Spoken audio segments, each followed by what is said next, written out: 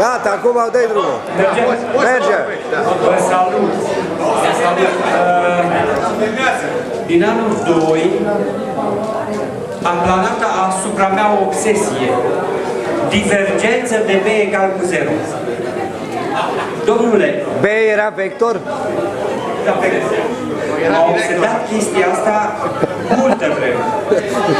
Și n-am înțeles niciodată această lege a inducției. Că e legea inducției, nu domnule. Legea inducției asta. Da. Și am ajuns, primul meu job a fost la mecanică Mârșa.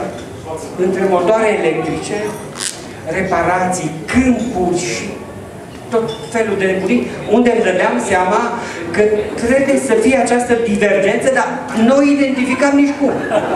Era la agricultură, ba, era cu câmpuri. Stai puțin, stai că nu se vedea. Stai puțin, te rog, nu te grăbi.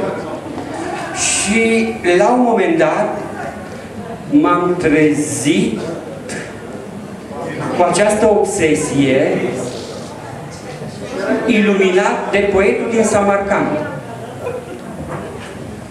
Femeie, ce mare porți în suflet și cine ești? Mai cântă-mi încă o dată dorul tău să te ascult și clipele să-mi pară niște ruguri plini din care înfloresc ca evea veșnicii.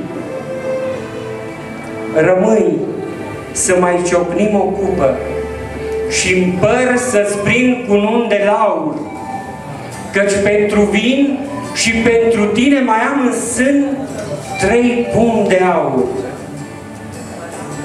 Înmiresmează-te frumoasă ca un altar cu mirodenii, cât lumea-i plină de albastru, cât lumea-i plină de vedenii.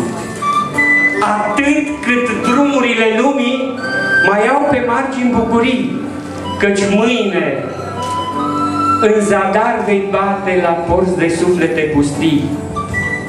Și trupul tău care mi-e astăzi cel mai dorit dintre limanuri va fi un biet ulcior din care vor bea drumeții pe la hanuri.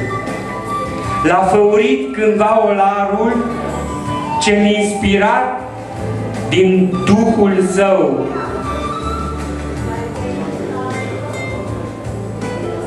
Și trupul tău care mi-e astăzi cel mai dorit dintre limanuri va fi un biet ulcior din care vor bea drumeții pe la hanuri. Fraților, asta e divergență de B egal cu 0. Pentru mine, asta înseamnă divergența.